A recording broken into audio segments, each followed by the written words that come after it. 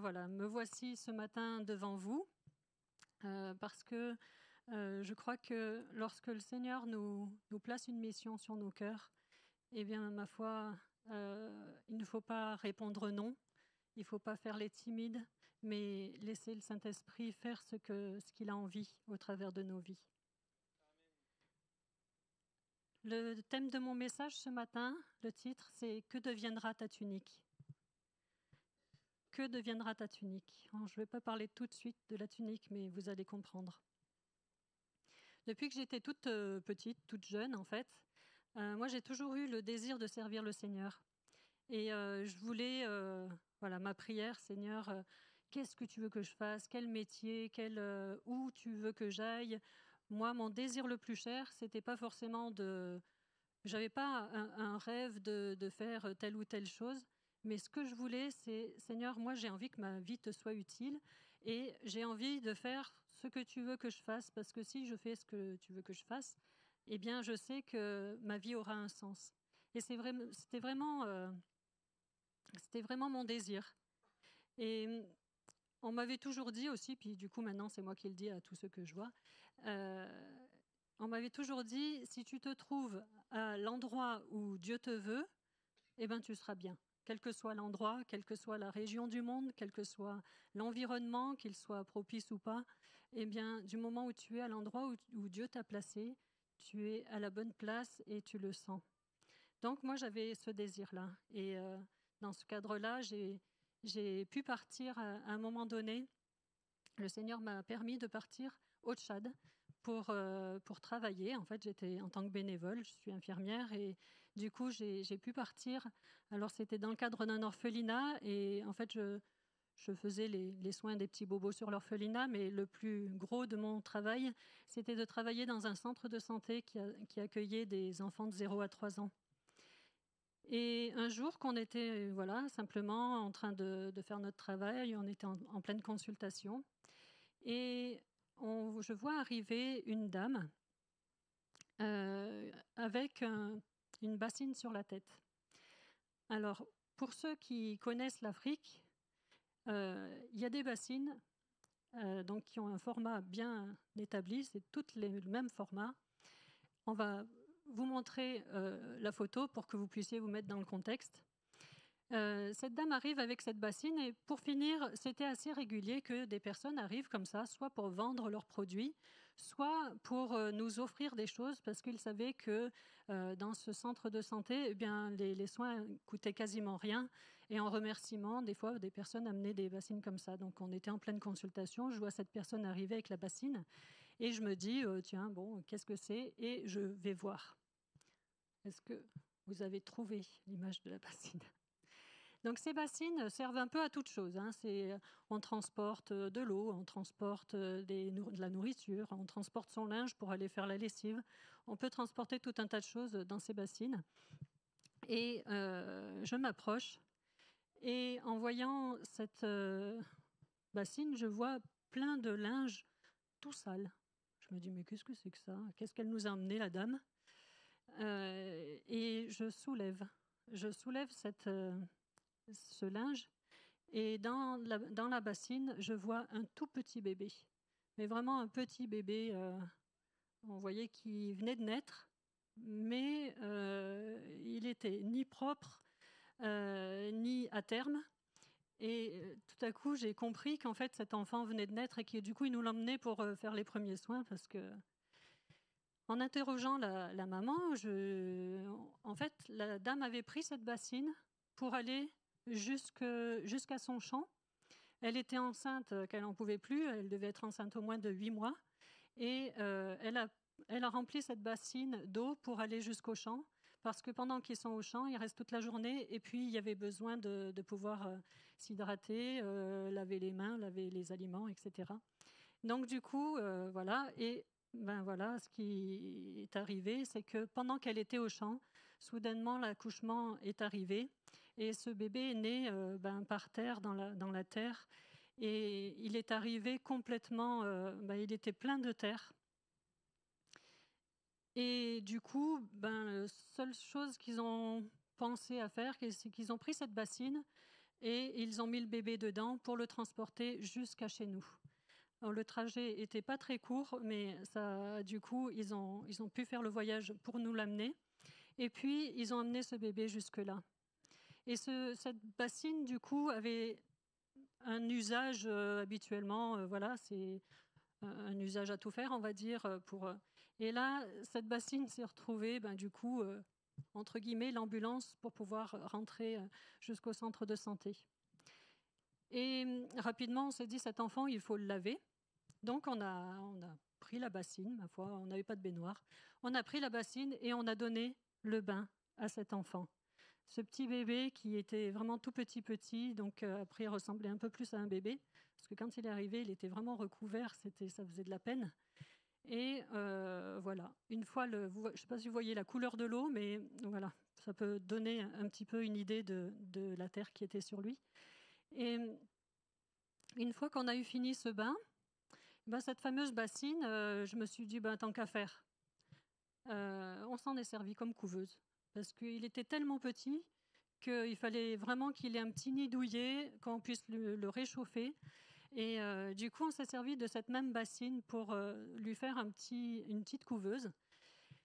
Et voilà, et bon, c'était un peu notre quotidien au centre de santé. Mais ce jour-là, je crois vraiment que le Saint-Esprit a attiré mon regard sur cette bassine. J'étais comme émerveillée. C'est comme si cette bassine, elle me parlait. Je me disais, comme si c'était une personne. Et je me disais, mais Seigneur, mais c'est extraordinaire. Ah là là, Seigneur, qu'est-ce que j'aimerais être comme cette bassine.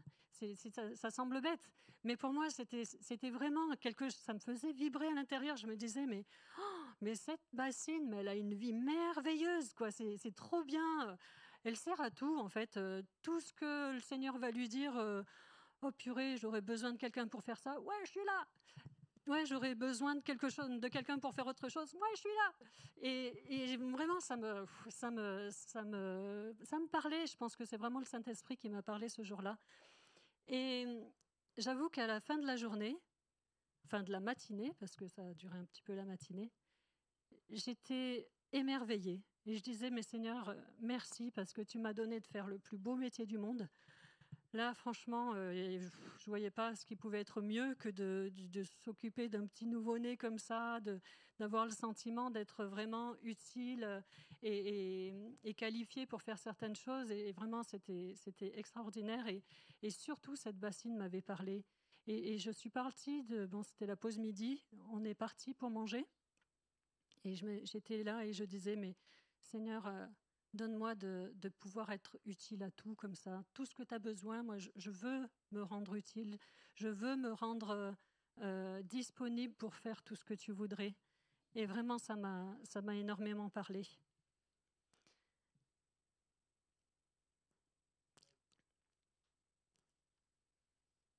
Le Seigneur nous demande tout un tas de services. Et parfois, on peut se dire, oui, mais moi, je ne sais pas trop quoi faire. Je ne sais pas trop quoi faire. Moi, j'aimerais bien que ma vie serve à quelque chose, mais est-ce que vraiment j'ai les talents? Est-ce que vraiment j'ai ce qu'il faut pour servir le Seigneur? Et la parole de Dieu nous parle dans Matthieu chapitre 25, verset 14, d'une parabole qui nous explique que le Seigneur nous a donné à tous un talent, au moins un. Il nous a donné à tous quelque chose pour que nous puissions le servir.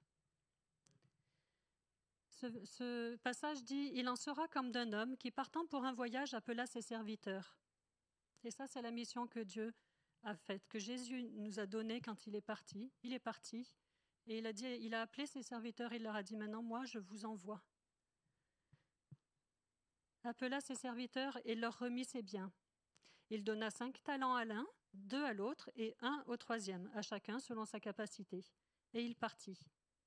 Aussitôt, celui qui avait reçu les 5 talents s'en alla, les fit valoir, et il gagna 5 autres talents. De même, celui qui avait reçu les 2 talents en gagna 2 autres. Celui qui n'en avait reçu qu'un alla faire un creux dans la terre et cacha l'argent de son maître. Au verset 24, il est mis « Celui qui n'avait reçu qu'un talent s'approcha ensuite et il dit, verset 25, « Seigneur, j'ai eu peur. parfois, on peut se dire, oui, le Seigneur nous a donné plein de talents. Et souvent, j'ai entendu des prédications qui disaient, arrêtez de cacher vos talents, comme si c'était quelque chose d'évident. Et moi, je trouve que quand on a le sentiment intérieur d'avoir peu de choses, eh bien oui, on peut avoir peur. On peut avoir peur d'investir. On peut avoir peur parce que à côté de nous, autour de nous, on voit des gens qui ont tellement. On a l'impression qu'ils ont tellement reçu. Ils ont tous les charismes, tous les dons. Ils sont à l'aise avec les autres. Ils sont doués dans ce qu'ils font. Et nous, on n'a pas grand-chose. Alors, d'une part, on se compare. Et puis d'un autre côté, on se dit, mais si jamais j'investis un seul talent que j'ai et que je le perds, ben, il ne me restera plus rien. Et qu'est-ce que je vais dire au maître? Et c'est facile de dire, ben oui, il aurait dû. Mais je crois que surtout, il faut considérer que chacun d'entre nous, nous avons une part, quelque chose que, ben, on se dit, j'ai pas grand-chose et je sais pas comment m'y prendre. Mais le Seigneur, s'il nous confie un talent, c'est parce qu'il sait qu'on peut le développer et en gagner d'autres. Il sait, il dit aspirez aux dons les meilleurs. Aspirez, s'il nous a donné un et qu'on aspire et qu'on désire développer ces choses, alors il va nous en donner d'autres.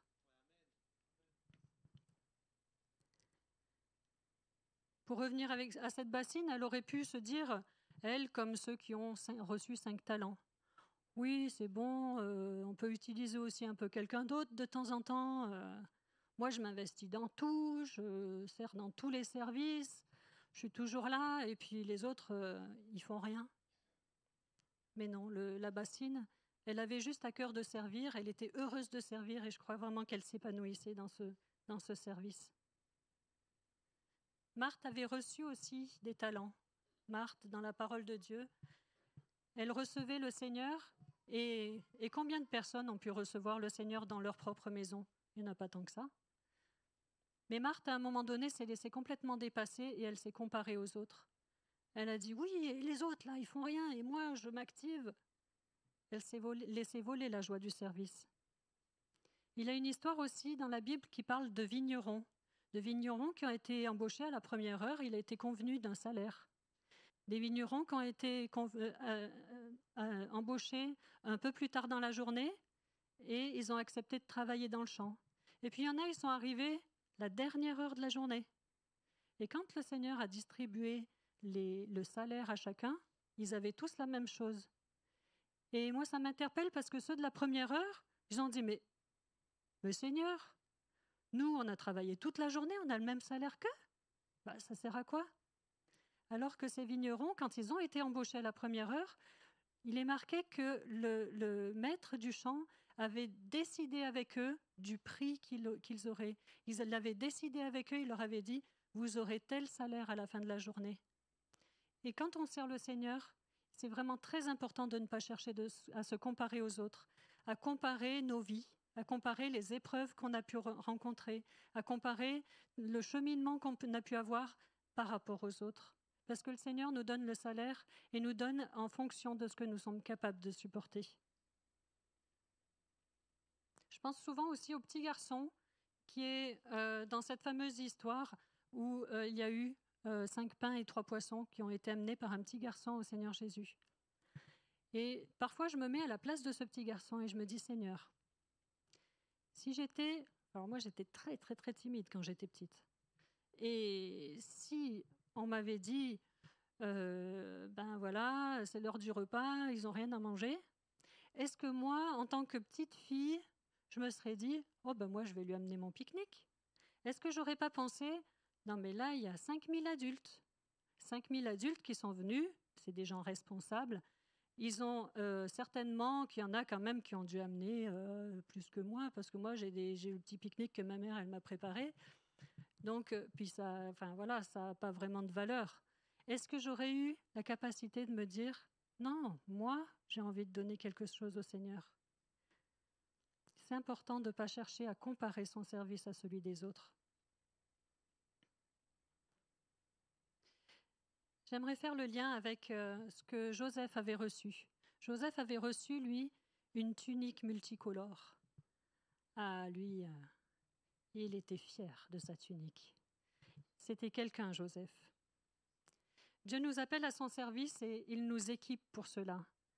Jacob avait donné à son fils une tunique pour une fonction particulière, mais Dieu, nous, dans l'appel qu'il a mis sur nos vies, il nous équipe, il nous donne des choses et parfois on ne comprend pas forcément tout dès le départ. La tunique, c'est le symbole de l'appel, de l'autorité que nous avons reçue. C'est le symbole d'une autorité, d'une fonction qui va nous établir. Dans la Bible, quand il est parlé de tunique, soit ça représentait un métier, soit un appel. Les prophètes étaient habillés d'une certaine façon, les sacrificateurs d'une façon, les bergers d'une façon. Chaque métier avait sa tunique, ça représentait quelque chose par rapport au rôle que nous exercions dans la société. De cette façon, le manteau est symboliquement associé dans toute la parole de Dieu à l'onction du Saint-Esprit qui est déposée sur des hommes pour son service et pour exercer une fonction particulière. Jonathan, le fils du roi Saül, a compris tout de suite que le manteau de la royauté ne lui était pas destiné, mais qu'il était destiné à David. Et spontanément, il a reconnu ces choses et il a pris son manteau, il l'a offert à David en lui disant « Je sais que c'est toi plus tard qui seras appelé à ça, c'est pas moi.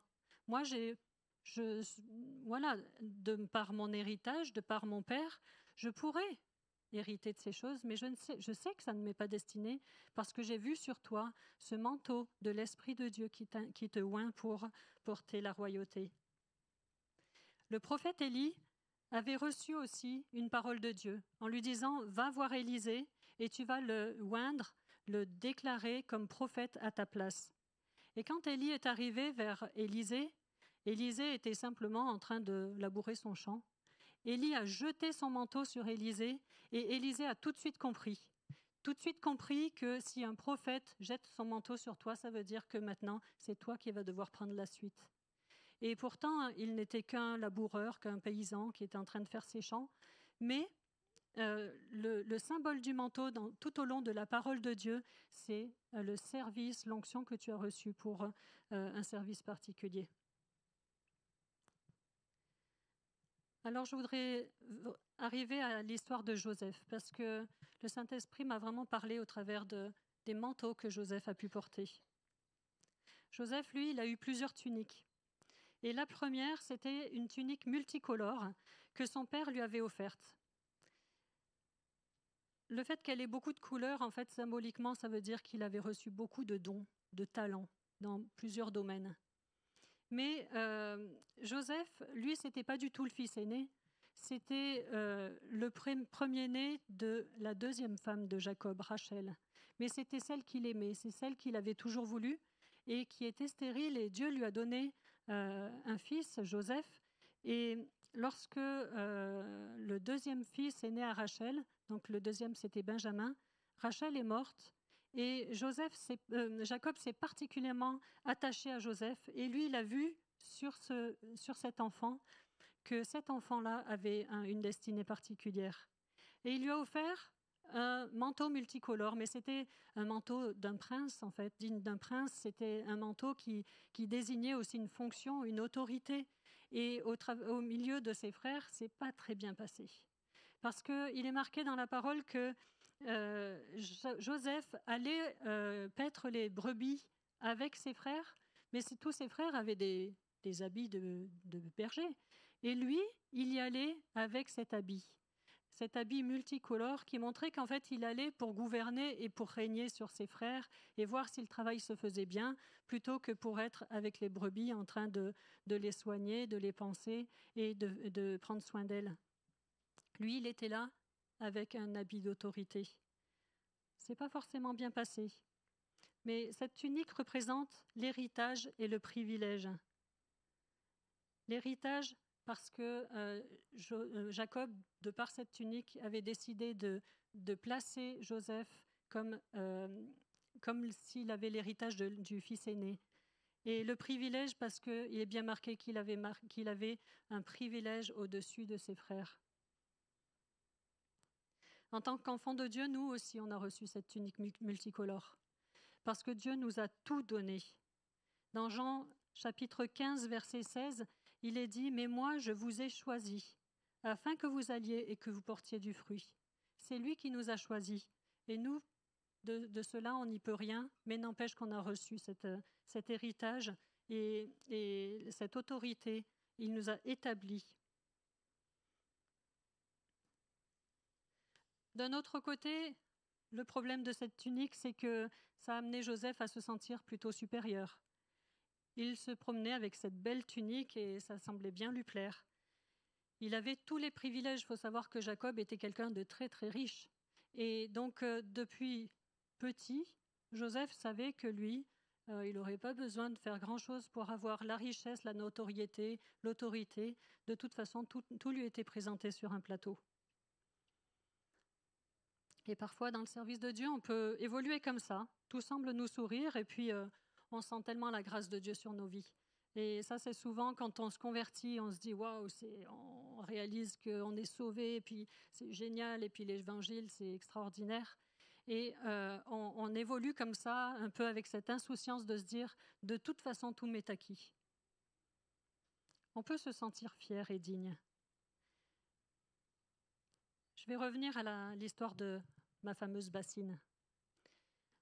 Alors cette bassine, elle était tellement merveilleuse, tellement extraordinaire, et moi je trouvais ça vraiment beau. Mais on était en train de manger, du coup, et le gardien du centre de santé nous appelle et nous dit « il faut venir ». Donc du coup, on revient, et là, on apprend que le bébé est mort. Et là, ça a été vraiment, vous savez, les montagnes russes émotionnelles.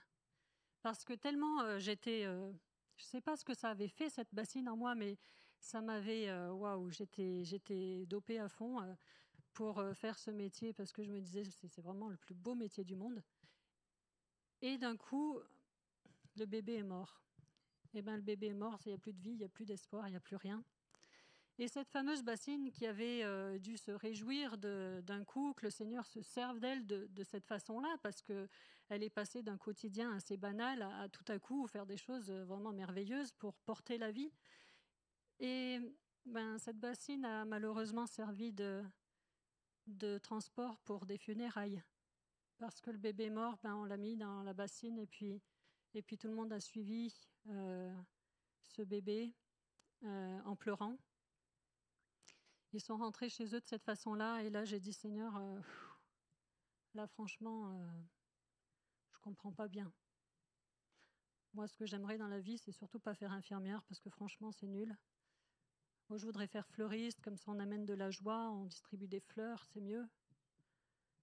Moi, j'ai pas envie de servir de cette façon-là. Je comprends pas, en fait. Je comprends pas pourquoi tu peux demander des choses comme ça. C'est tellement bien, et puis tout à coup, c'est la pire chose qu'on aurait voulu faire. Ça, moi, j'en veux pas de ça. J'en veux pas, et j'étais tellement déçue. Et je me disais, mais c'est quoi cette histoire ?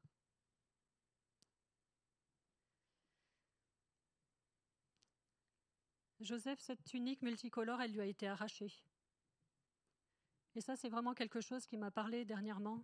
C'est que cette tunique multicolore, qui lui avait été offerte par le Père, ça lui a été arraché. Ils ont mis du sang dessus et ils ont créé un alibi, créé une preuve, comme quoi Joseph était mort. Et comme ce bébé qui était mort, là, plus d'espoir, tout est fini. Et Jacob, qui avait, je crois, vraiment reçu dans son cœur que son fils était appelé à quelque chose de grand, il y avait eu des songes qui avaient été donnés à Joseph, il y avait eu tout un tas de choses qui étaient là, et des promesses, et cette tunique est arrachée, et elle sert d'alibi pour un énorme mensonge, alors que Joseph avait été vendu par ses propres frères et envoyé comme esclave dans un autre pays. Et les frères savaient que Joseph ne reviendrait jamais, et Jacob est resté avec cette peine incompréhensible. Incompréhensible. Et lorsque je pensais à cette tunique qui était arrachée, à cette bassine qui, d'un coup, s'était retrouvée à transporter ce bébé mort, et pour finir tout ce qu'elle avait fait, pouvaient se dire que ça n'avait servi à rien. J'ai cherché à comprendre comment Joseph a pu rebondir. Comment Joseph, dans ce pays d'esclavage, a pu aller plus loin. En fait, la parole de Dieu ne nous parle même pas de ce qu'il a ressenti à ce moment-là. C'est plus tard qu'on comprend que quand il a revu ses frères, il y a tout qui remonte. Mais sur le coup, la parole de Dieu ne nous en parle pas et elle nous explique simplement que il arrive en Égypte, il est vendu et il va chez un chef, chez un gars, un notable, quelqu'un de riche. Et rapidement, cet homme voit qu'il y a quelque chose de particulier chez Joseph parce que Joseph est un homme brillant et il voit que Dieu accompagne cet homme-là. Il y a plusieurs personnages dans la Bible qui m'ont vraiment toujours interpellée. Il y a Daniel avec ses amis, parce que Daniel, c'était un prince, ses amis aussi. Et ils arrivent je crois que c'est à Babylone, et puis on les utilise pour devenir des notables dans le pays de la captivité. Alors moi, personnellement, si on vivait à des époques où les gens, ils arrivent, ils t'enlèvent, ils prennent ton pays, ils tuent tes parents, ils tuent ta famille, ils dévastent tout, ils brûlent tout, ils t'amènent dans leur pays à eux, j'avoue que mon premier réflexe ne serait pas forcément de me dire « je vais tout faire pour le bien de ce pays ». Je ne sais pas vous, mais moi, c'est quelque chose qui m'a toujours interpellée. La petite servante, là, une petite fille qui était servante dans la maison de Naaman. Naaman, c'était le chef de l'armée, donc le responsable de l'enlèvement de cette petite fille à sa famille. Il la prend, il la met dans sa famille et elle devient la servante de sa femme. Et cette petite fille, on voit qu'elle a le souci de se dire oh, « mon maître, il a la lèpre, mais s'il allait dans mon pays, le prophète, il pourrait le guérir. » Et moi, personnellement, des fois, je vois des gens qui sont vraiment méchants et je n'ai pas forcément le réflexe de me dire « c'est bête, s'ils connaissaient le Seigneur, eh ben, il pourrait les guérir. » Parce que moi, j'ai plus le réflexe de me dire « les méchants doivent être punis. » Et ces personnes-là m'ont toujours interpellée. Comment est-ce qu'ils ont fait pour réagir? Comment est-ce qu'ils ont fait pour rebondir? Parce que quand on rentre dans un appel, qu'on se sent à notre place, qu'on se sent vraiment épanoui, comment on fait pour réagir? Comment on fait pour rebondir?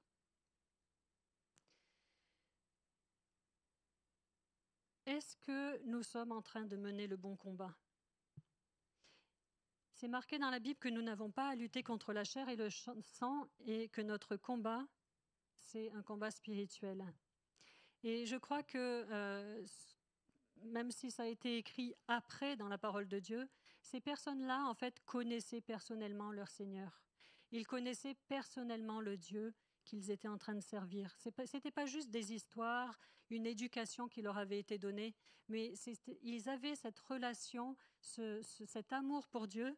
Et quand ils sont arrivés dans ces situations incompréhensibles, dans ces pays d'esclavage, eh bien, je crois qu'il leur est... Les valeurs du royaume de Dieu se sont inscrites en eux. L'apôtre Paul dit dans Philippiens 4, « Tout ce qui est vrai, tout ce qui est honorable, tout ce qui est juste, tout ce qui est pur, tout ce qui est aimable et mérite l'approbation, ce qui est vertueux, ce qui est digne de louange, soit l'objet de vos pensées. » Pas l'amertume, pas l'animosité, pas la colère, pas la vengeance, mais que tout ce qui est aimable, qui mérite l'approbation, vertueux, digne de louange, soit l'objet de vos pensées. Ce que vous avez appris, reçu et entendu de moi, et ce que vous avez vu en moi, pratiquez-le, et le Dieu de paix sera avec vous.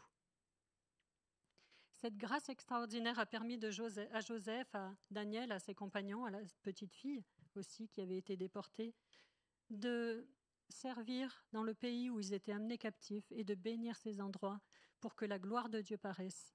Ce n'était pas pour se soumettre à un peuple méchant, mais c'était pour qu'en toute circonstance, la gloire de Dieu puisse paraître. Qu'en toute circonstance, qu'elle soit favorable, qu'elle ne soit pas favorable, la gloire de Dieu, l'amour de Dieu et tout ce qu'ils avaient vécu, tout ce qu'ils avaient entendu de l'Éternel des armées, ça puisse être manifesté et que le Dieu qui est au-dessus de toute chose puisse être manifesté comme étant le seul vrai Dieu. C'était leur seul but. Ensuite, Joseph est arrivé donc dans cette maison et il est dit que le chef de cette maison, Potiphar, lui a donné une autre tunique parce qu'il l'a mis à la tête de toute sa maison. Cette tunique symbolisait la réussite, mais aussi l'intégrité de Joseph. Parce qu'il était intègre, parce qu'il était brillant, parce qu'il était intelligent, parce que ce Potiphar a vu que l'Éternel était avec lui, alors il l'a établi sur toute sa maison. Il avait entièrement confiance en lui. Et Joseph s'est peut-être dit, ben voilà, certes, j'ai été rejeté par mes propres frères, la famille, etc. Mais là, le Seigneur m'a placé là, et là, il est en train de m'utiliser. Donc, je vais développer maintenant les dons que Dieu m'a donnés dans cet endroit. Et il n'était pas si mal. Et un jour, cette tunique, il a dû lui-même l'abandonner. Lui-même l'a abandonné parce qu'une femme a voulu le compromettre. Une femme, la femme de son maître, a voulu coucher avec lui et lui, il s'est enfui. Et parfois, dans les épreuves, des fois on dit « ouais, c'est pas très courageux de fuir », mais il y a des épreuves dans lesquelles il vaut mieux fuir. Et moi, je vous conseille, dans certaines épreuves, dans certaines tentations, si vous voyez que ça devient compliqué, vaut mieux fuir, quitte à abandonner votre tunique, à abandonner les privilèges qui vous ont été donnés, quitte à vous retrouver, comme Joseph, en prison. Mais il vaut mieux fuir et garder son intégrité plutôt que de chercher à faire le vaillant et de se dire « oui, oui, l'Éternel va combattre ». Mais l'Éternel ne nous demande pas de combattre tous les combats. Il y a des fois où la sagesse vous indiquera de fuir. Et ce manteau qui lui avait pourtant été donné, qui le rendait vraiment un témoin, parce que là, il est marqué vraiment clairement que ce peuple qui était païen voyait que la grâce de Dieu était sur Joseph. Donc on peut se dire que Joseph avait reçu ce manteau, mais ça lui permettait de briller pour Dieu. Ça lui permettait d'être à la place que Dieu lui avait établie, et c'était vraiment un endroit où il sentait qu'il était à sa place. Et pourtant, il a dû abandonner ce manteau et s'est retrouvé dans une prison. Je revois ma bassine avec cette fin tragique, tellement épanouie dans son rôle, tellement heureuse de ce qu'elle était en train de faire, et puis de devoir aussi abandonner ce rôle glorieux pour un service qui était beaucoup moins rigolo.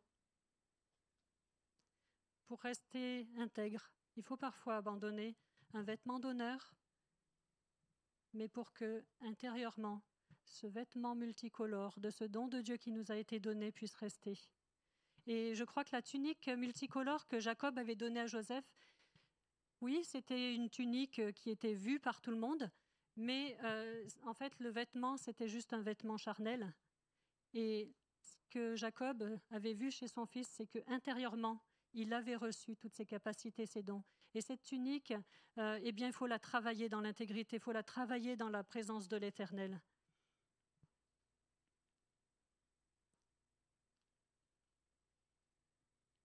On peut se retrouver dans des situations comme ça. Et moi, personnellement, j'ai passé une période de ma vie où je n'ai pas compris. J'étais loin, loin, loin des souffrances qui viennent d'être expliquées. Mais j'ai servi pendant tout un temps dans un domaine. Notamment quand j'étais en Afrique, j'ai servi dans un métier que le Seigneur m'avait donné. Parce que moi, personnellement, au départ, je ne voulais pas être infirmière. Mais le Seigneur m'a conduit dans cette voie-là. Et j'étais contente de faire cette formation. Je me suis rendu compte que le Seigneur me connaissait bien mieux que je me connaissais parce que je n'aurais pas fait ce choix, mais c'était vraiment le métier qu'il me fallait. Et puis, je me suis retrouvée par grâce en Afrique pendant 2 ans et demi. Et au bout de 2 ans et demi, je me rappelle, j'étais à Djamena, à l'orphelinat Bethany.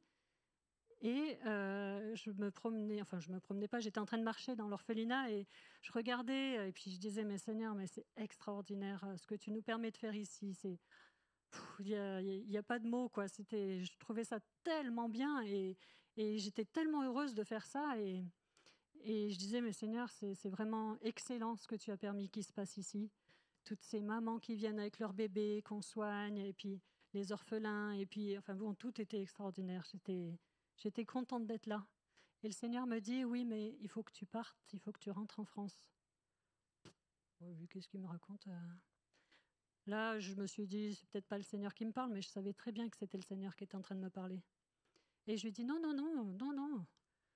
Il me dit, si, il faut que tu rentres en France, parce qu'il faut que tu te maries. Et j'ai dit, c'est pas un problème, Seigneur, tu connais mon futur mari, tu le fais venir, on se marie là, et tout va bien. Et il me dit, non, non, tu rentres en France. Et j'ai dit, Seigneur, moi, tu sais, si je me marie pas, c'est pas très grave, hein, moi, je suis bien là, c'est pas grave. Et franchement, à ce moment-là, en fait, j'étais tellement émerveillée par ce qu'on était en train de faire que le mariage, j'avais plus trop envie à ce moment-là, en fait.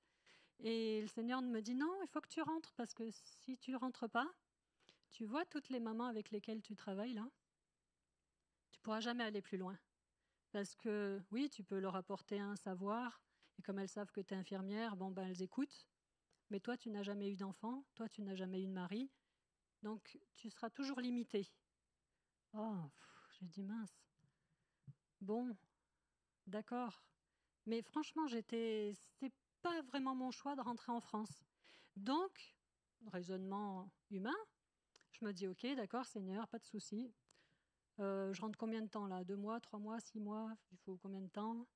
Je rentre en France, tu me montres mon mari, on se marie, et tout de suite après, on revient. Et puis voilà, puis là, cette fois-ci, on s'installe pour de bon, quoi. Ok, pas de problème. Donc voilà. Et puis, je rentre en France, effectivement, je me marie avec mon cher et tendre mari. Et de toute façon, Manu ayant un appel missionnaire, moi ayant la mission dans mon cœur, on aime tellement l'Afrique que tout semble logique. Dans quelques mois, on est en Afrique quelque part, au Tchad ou ailleurs, et puis voilà, quoi, c'est tracé. Et là, on nous propose une première mission, et non, ça bloque, on sent que le Seigneur ferme les portes. On nous propose une deuxième mission, et là, le Seigneur ferme les portes. Et là, je me dis, mince, qu'est-ce qu'on fait là? Et bon, j'ai mon premier enfant, deuxième, troisième, quatrième. Et le temps passe et effectivement, on a servi la mission, on a servi tout ce qu'on a pu pour essayer de garder les contacts avec les missionnaires, etc., de faire en sorte qu'ils puissent avoir une communication quand il y a les sujets de prière, les transmettre, etc. Manu continue à faire des voyages en Afrique, à peu près une fois par an. Et moi, je reste à la maison et je suis passer pendant cette longue période où je me suis dit, mais là, il y a un truc que je ne comprends pas, Seigneur. Parce que depuis que je suis toute petite, tu as tout fait. Le chemin était... ça allait toujours dans la même direction, quoi. Donc, et là, tout à coup, on a l'impression que... Énorme virage, et je suis là, en France. C'est bien, j'aime bien mon travail, j'aime bien ce que je fais, mais un peu dans l'incompréhension. Et il y a des périodes dans la vie où on peut passer par des périodes où c'est pas logique, où c'est pas logique devant le Seigneur. C'est pas logique par rapport aux promesses que tu as reçues. C'est pas logique par rapport à ce que le Seigneur a fait au travers de toi depuis tout petit. C'est pas logique parce que Dieu t'a parlé clairement. C'est pas logique, il n'y a rien de logique. Mais il y a des chemins parfois comme ça. Et il ne faut pas se dire que du coup, comme c'est pas logique, c'est pas Dieu qui le fait. Parce que je crois que si Joseph a été mené à un moment donné en prison, où là, franchement, c'est vraiment pas ce qu'on voudrait, eh bien, c'était aussi dans les voies de Dieu, parce qu'il était aussi en train de faire un travail avec lui. En prison, l'histoire se renouvelle. Genèse 39, verset 21, l'Éternel fut avec Joseph et étendit sa bonté sur lui. Il lui fit gagner la faveur du chef de la prison. Celui-ci plaça sous son autorité tous les détenus qui étaient dans la prison et tout ce qu'on y faisait passait par lui. Le chef de la prison ne s'occupait pas du tout de ceux qui étaient sous la responsabilité de Joseph parce que l'Éternel était avec lui et le faisait réussir dans tout ce qu'il entreprenait. Oui, moi j'aimerais bien ne pas être super efficace dans une prison, si vous voulez. Voyez? Eh bien, c'est pas grave. Joseph, tout au long de sa vie, on voit que à chaque étape, dans des endroits qui étaient bien, dans des endroits qui étaient largement moins bien, lui, son désir, c'est de se rendre disponible et de pouvoir servir les personnes qui l'entouraient et de montrer à quel point Dieu était avec lui et l'Éternel était grand. Je ne sais pas pour vous, mais moi, habituellement, j'ai l'impression que quand on est avec le Seigneur, c'est plutôt, on a des petits commencements, enfin c'est ce qu'on a souvent entendu parler, on a des petits commencements et puis le Seigneur te donne un peu plus, et puis etc., etc. Et là, dans la vie de Joseph, j'ai l'impression que c'est tout le contraire. C'est comme avec Job. Au début, il a tout, il est riche, il est puissant, il est intelligent, il est intègre, il est tout ce que vous voulez. Joseph, lui, il n'a rien demandé, il est juste né dans une famille où il a un père qui le privilégie par rapport à ses frères. Il a une super tunique, il est déjà l'héritier, il a déjà tous les privilèges, la richesse, etc. Et petit à petit, poum, ça descend de décadence en décadence. Et des fois, les chemins par lesquels on peut passer, c'est pas forcément selon la logique de ce qu'on a pu apprendre. Et ce qui intéresse notre Seigneur, c'est comment tu gardes ton cœur. Est-ce que tu gardes confiance en moi quand tu es dans des chemins comme ça? Est-ce que ce que tu as reçu de moi, tu désires le garder ou est-ce que tu te dis, oh, ben écoute, hein, moi maintenant, je vais tout faire pour réussir à avoir le minimum de vie confortable parce qu'il y en a marre. Hein. Et Joseph a su rester sur des voies d'intégrité et a cherché à faire connaître Dieu malgré sa situation.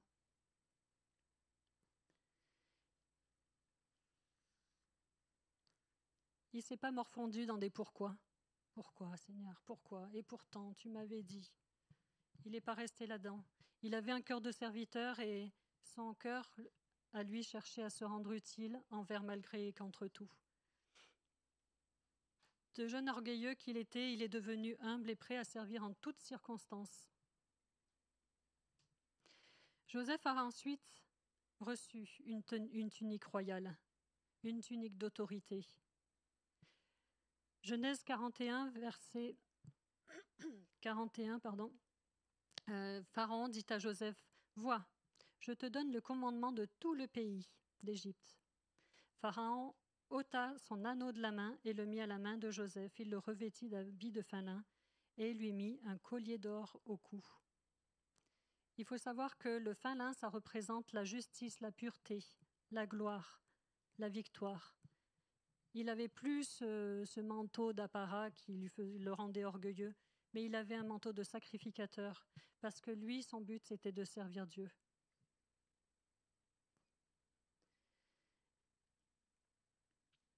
Dans 1 Timothée, chapitre 1, versets 12 à 15, il est écrit « Je rends grâce à celui qui m'a fortifié, à Jésus-Christ notre Seigneur, de ce qu'il m'a jugé fidèle, en m'établissant dans le ministère. Moi qui étais auparavant blasphémateur, un persécuteur, un homme violent, mais j'ai obtenu miséricorde, parce que j'agissais par ignorance dans l'incrédulité. Et la grâce de notre Seigneur a surabondé avec la foi et la charité qui est en Jésus-Christ. » Et quand on en est arrivé là, je crois qu'on peut juste faire comme Joseph. Il est arrivé devant Pharaon et là, il aurait pu dire « Pharaon, tu sais, ça fait des années que je suis en prison et moi, je suis un homme innocent. » Non, Pharaon l'a fait appeler en lui disant « Il paraît que tu peux donner des explications des songes, des rêves. » Et lui, il a dit « Mais moi, je ne peux rien faire. Moi, j'ai pas de capacité à expliquer quoi que ce soit. » Mais par contre, le Dieu très haut que je sers, lui, il peut tout expliquer. Et le Seigneur va nous amener dans notre service. Au début, on se sent fort, etc. Mais petit à petit, jusqu'à ce qu'on arrive à se dire « Moi, je peux vraiment rien, mais vraiment rien de rien. Par contre, le Dieu que je sers, lui, il peut tout. » Et là, je vais me mettre à votre service pour aller chercher la face de Dieu, pour vous transmettre son message, parce que lui, je sais qu'il peut tout. En conclusion, je peux dire qu'il y a des choses, des sphères d'activité dont on n'aura parfois pas envie de se séparer. Comme cette tunique que Joseph a dû laisser, celle qui était arrachée, celle qu'il a dû lui-même laisser. ces tuniques-là, ces services, des fois, on n'a pas envie de s'en séparer. On est bien, on s'épanouit dans ce service et on a juste envie de continuer comme ça et de se dire gloire à Dieu. Tu nous as rendus vraiment efficaces et on est vraiment reconnus dans ce qu'on fait.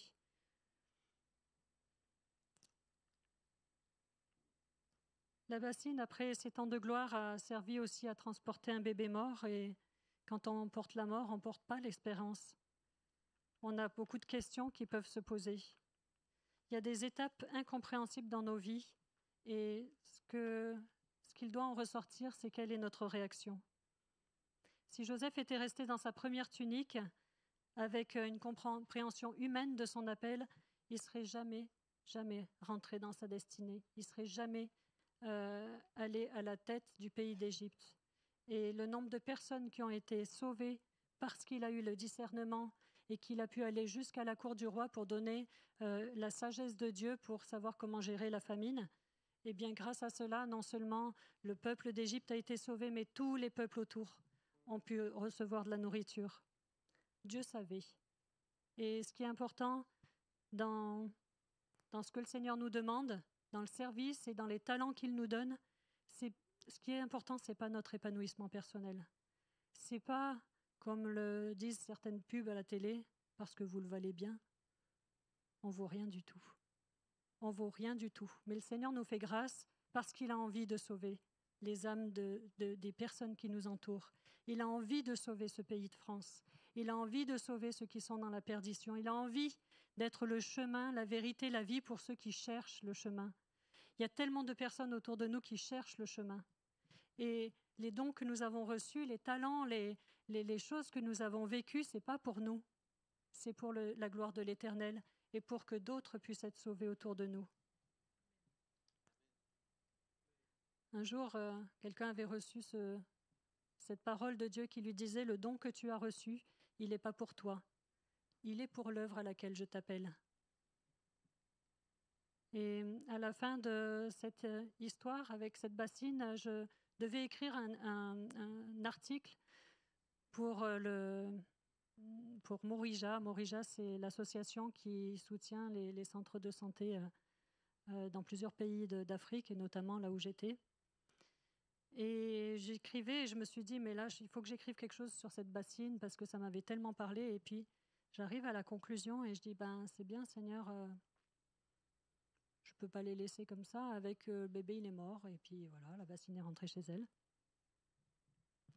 Et je priais et je disais, Seigneur, c'est quoi le message? C'est quoi? C'est quoi que tu veux me dire? Et le Seigneur me dit, tu m'as toujours dit que tu voulais me servir. Moi, la seule chose que je te demande, c'est est-ce que tu voudras toujours être disponible pour les choses chouettes et puis pour les choses qui sont beaucoup moins rigolotes? Est-ce que tu vas toujours me dire oui? Est-ce que tu vas toujours te rendre disponible? Moi, c'est ce que je te demande. Et si tu veux être disponible, alors je pourrais me servir de toi. Et ce matin, je crois que le Seigneur veut nous demander aussi. Il y a des périodes bien, des périodes moins bien. Est-ce qu'on veut bien toujours être disponible pour ce que le Seigneur va nous demander de faire? Amen. Seigneur, je veux te remettre, Seigneur, cette assemblée, Seigneur Jésus. Je te remets ton Église. C'est vrai que particulièrement en ce moment, on vit des moments où on pourrait avoir beaucoup de pourquoi, d'interrogations, de cris, Seigneur, de douleurs. Mais Seigneur, nous voulons rester disponibles pour ce que toi tu veux faire. Nous voulons, Seigneur, que notre cœur, Seigneur, soit attiré par toi pour avoir la compréhension de ce que tu nous demandes, de rester, Seigneur, avec nos pensées figées sur l'espérance qui vient d'en haut. Merci parce que tu as donné de ta vie et nous voulons, Seigneur, chaque jour de nos vies, nous tenir disponibles pour ce que toi tu veux. Au nom de Jésus. Amen.